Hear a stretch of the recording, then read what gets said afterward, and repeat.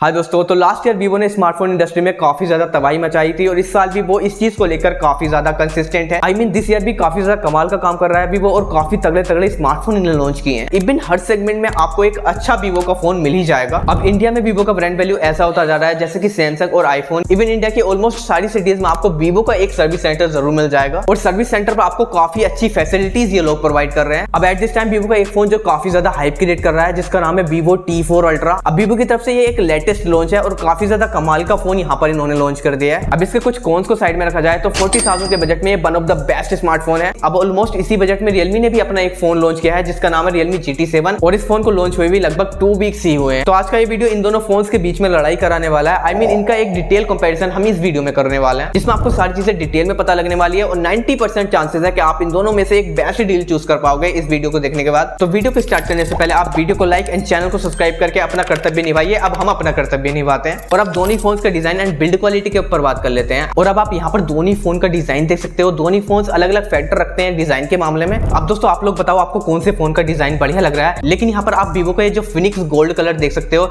ये डिजाइन भाई कुछ पत्तीदार डिजाइन है एंड कुछ ऐसा लगता है भाई कि इसको लड़कियां कुछ ज्यादा पसंद करने वाली हैं। लेकिन इसके अपोजिट जो रियलमी GT7 है वो एक नॉर्मल से डिजाइन के साथ आता है। उसका डिजाइन भी ठीक ठाक ही मैं बोलूंगा। बिल्ड के मामले में भाई दोनों फोन प्लास्टिक फ्रेम के साथ आते हैं एंड ग्लास बैक दोनों फोन में आपको मिलता है। अब रियलमी GT7 जो है वो स्लाइडर हैवी है वीवो T4 अल्ट्रा के मुकाबले, क्योंकि इस फोन में आपको बैटरी थोड़ी बड़ी मिल जाती है। उसके बारे में हम आगे बात करेंगे। ड्यूरेबिलिटी के मामले में भाई क्लियरली रियलमी आगे है क्योंकि यहाँ पर आपको IP66, IP68 एंड IP69 की रेटिंग मिल जाती है जो कि प्रॉपर इसको वाटर रेजिस्टेंट फोन बना देती है। तो आपको चिंता करने की जरूरत नहीं है। लेकिन हाँ ध्यान रहे कंपनी इस चीज की वारंटी नहीं रहती। बाकी इसके अपोजिट वीवो में आपको IP64 की नॉर्मल रेटिंग मिल जाती है। डिस्प्ले के मामले में दोनों फोन्स में आपको 1.5 के रेजोल्यूशन वाले पैनल मिलते हैं। वीवो में आपको 6.67 इंचेस का एक क्वाड कर्व्ड एमोलेड डिस्प्ले मिल जाता है जो कि 120 हर्ट्ज रिफ्रेश रेट के साथ आता है एंड उसमें आपको 5000 नीट्स की पीक ब्राइटनेस मिलती है एंड 1600 नीट्स की HBM ब्राइटनेस मिलती है। अब बात करूं रियलमी की तो यहाँ पर आपको 6.78 इंचेस का एक 120 हर्ट्ज का एमोलेड डिस्प्ले मिल जाता है और ऑफ कोर्स ये भी 1.5 के रेजोल्यूशन का पैनल है जिसमें आपको 1600 नीट्स की HBM ब्राइटनेस मिलती है एंड 6000 नीट्स की पीक ब्राइटनेस मिलती है। बाकी आप लोगों को पीक ब्राइटनेस पर बिल्कुल नहीं जाना चाहिए, HBM ब्राइटनेस फोन का देखना चाहिए। तो भाई HBM ब्राइटनेस के हिसाब से भाई दोनों फोन का डिस्प्ले काफी ज्यादा ब्राइट रहने वाला है। अब बात करूं प्रोटेक्शन की तो वीवो में आपको स्कोट एक्सटेंशन अल्फा की प्रोटेक्शन मिलती है और रियलमी में आपको गोरिल्ला ग्लास 7i का प्रोटेक्शन मिलता है। वीवो यहाँ पर नेटफ्लिक्स पे HDR10+ सपोर्ट करता है लेकिन रियलमी GT7 इसके साथ यहाँ पर आपको डोल्बी विजन का सपोर्ट मिल जाता है। रियलमी में ये सपोर्ट आपको नेटफ्लिक्स के साथ साथ प्राइम वीडियो में भी मिलता है। तो ऑलमोस्ट भाई दोनों फोन का डिस्प्ले काफी ज्यादा कमाल का है। अब बात कर लेते हैं परफॉर्मेंस की। परफॉर्मेंस के मामले में वीवो में आपको MediaTek Dimensity 9300+ प्रोसेसर मिलता है और इसी के साथ साथ आपको LPDDR5X रैम एंड UFS 3.1 का कॉम्बिनेशन इसमें मिलता है। अब इस सारे कॉम्बिनेशन के साथ ये फोन 2 मिलियन के करीब AnTuTu स्कोर निकाल कर देता है जो कि एक अच्छा नंबर है इस प्राइस के हिसाब से। गाइस इसके अपोजिट रियलमी की बात करें तो यहाँ पर आपको 9400E प्रोसेसर मिलता है जो कि एक फ्लेक्सिबल लेवल वाला प्रोसेसर है और ये प्रोसेसर लगभग Snapdragon 8s Gen 4 के बराबर पावर रखता है और नो डाउट इस फोन में आपको Vivo T4 अल्ट्रा से भी एक्स्ट्रा परफॉर्मेंस मिलने वाली है और LPDDR5X रैम के साथ UFS 4.0 का कॉम्बिनेशन यहाँ पर आपको मिलता है। अब इस सारे माल मसाले के साथ ये फोन टेस्टिंग में 2.2 मिलियन के करीब AnTuTu स्कोर निकाल कर दे रहा है और कंपनी के क्लेम की माने तो ये फोन लगभग 2.5 मिलियन तक AnTuTu स्कोर निकाल कर दे सकता है। अब ये डिपेंड करता है फोन के टेम्परेचर पर। अगर फोन का टेम्परेचर हाई होगा तो भाई यहाँ पर AnTuTu स्कोर थोड़ा कम आएगा,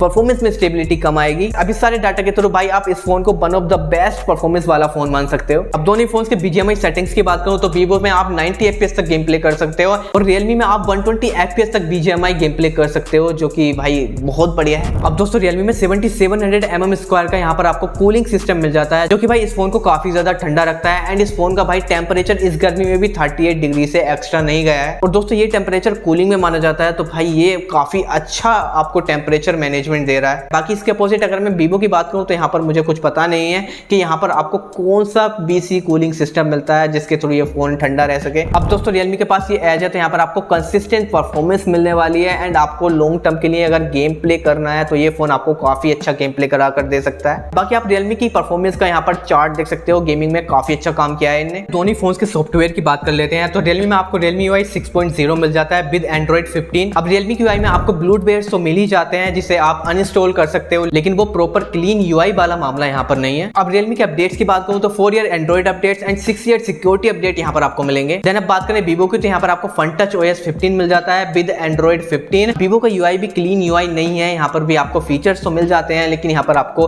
हॉट गेम्स वगैरह के ब्लूटवेयर मिल जाते हैं हैं। दोस्तों दोनों फोन में आपको काफी सारे AI के फीचर्स मिल जाते हैं, लेकिन स्लाइटली बेटर मैं वीवो को बोलूंगा AI के मामले में, क्योंकि यहाँ पर इस फोन में कुछ फीचर्स एक्स्ट्रा मिलते हैं। अब देन बात कर लेते हैं दोनों फोन के कैमरा सेटअप के बारे में। तो भाई यहाँ पर मैं क्लियरली बोलना चाहूंगा कि वीवो ने कुछ अच्छा काम करा है यहाँ पर कैमरा में, बट यहाँ पर इससे पहले मैं आपको रियलमी के स्पेक्स सुनाना चाहूंगा। रियलमी में आपको 50 मेगापिक्सल का सोनी IMX906 सेंसर मिलता है और ये मेन सेंसर है, इसमें आपको OIS मिलता है। इसके बाद यहाँ पर आपको 8 मेगापिक्सल का अल्ट्रावाइड मिलता है। देन यहाँ पर आपको 50 मेगापिक्सल का 2x टेलीफोटो लेंस मिलता है, जो कि सैमसंग का JN5 सेंसर है। एंड फ्रंट में आपको 32 मेगापिक्सल का सेल्फी शूटर मिलता है। देन इसके अपोजिट बात करूं वीवो की, तो यहाँ पर आपको 2 सोनी के कैमरास मिल जाते हैं। फर्स्ट सेंसर है 50 मेगापिक्सल का मेन सेंसर, जो कि सोनी IMX921 सेंसर है और ये OIS के साथ आता है। और नेक्स्ट यहाँ पर आपको 8 मेगापिक्सल का नॉर्मल सा अल्ट्रावाइड सेंसर मिलता है। नेक्स्ट यहाँ पर आपको 50 मेगापिक्सल का सोनी IMX882 पेरिस्कोप सेंसर मिलता है। अब ये periscope sensor 3x optical zoom के साथ आता है एंड 100 टाइम यहाँ पर आप डिजिटल जूम कर सकते हो। अब इस फोन में इस पेरिस्कोप सेंसर का भाई 2 एरा में सबसे ज्यादा यूज होता है और सबसे ज्यादा यूजफुल मैं इसको मान सकता हूँ। फर्स्ट है यहाँ पर आप इसके थ्रू 10x जूम करके मैक्रो शॉट्स ले सकते हो। ये फोन आपको 4 पोर्ट्रेट मोड प्रोवाइड करता है, 23mm, 50mm, 85mm and 100mm, जो कि भाई काफी फ्लेक्सिब एंड DSLR लेवल वाले आपको पोर्ट्रेट शॉट्स प्रोवाइड करता है। लेकिन इसके अपोजिट रियलमी फोटोज के मामले में इतना अच्छा नहीं है। अब बात कर लेते हैं दोनों फोन की वीडियो क्वालिटी की। यहाँ पर वीवो अल्ट्रावाइड को छोड़कर सारी सेंसर से 4K 60 FPS वीडियो रिकॉर्ड कर सकता है। देन यहाँ पर रियलमी की बात करूँ तो ये फोन आपको 8K 30 FPS तक वीडियो रिकॉर्ड करा सकता है मेन सेंसर से। देन यहाँ पर आपको 4K 120 FPS का भी ऑप्शन मिल जाता है। तो ऑफकोर्स अगर आपको हाई रेजोल्यूशन वाला वीडियो चाहिए तो ऑफकोर्स रियलमी आपके लिए इकलौता ऑप्शन है। लेकिन अगर दोनों फोन्स के कलर्स वगैरह की बात करूँ, ओवरऑल वीडियो की बात करूँ, तो वीडियो के मामले में भी वीवो यहाँ पर आपको काफी अच्छी वीडियो निकाल कर देगा। चाहे यहाँ पर आपको 4K 60 FPS का रेजोल्यूशन ही क्यों ना मिल रहा हो, यहाँ पर आपको वीडियो मच बेटर मिल जाएगी रियलमी से। बाकी आप लोग बताओ आपको किस फोन का कैमरा बढ़िया लगने वाला। बाकी इन दोनों फोन्स में से आप कोई सा भी फोन यूज कर रहे हो तो कमेंट में कैमरे के मामले में अपना फीडबैक जरूर बता के जाना। इससे बाकी लोगों को और क्लियर आइडिया हो जाएगा कि किसके फोन का कैमरा कितना अच्छा है। देन भाई दोनों फोन्स के बैटरी बैकअप की बात करें तो भाई यहाँ पर दोनों फोन्स का अलग अलग सिनेरियो है एंड रियलमी यहाँ पर क्लियरली जीत जाता है, क्योंकि वीवो में आपको 5500 mAh की बैटरी मिल जाती है with 90 volt fast charging, but इसके अपोजिट रियलमी आपको 7000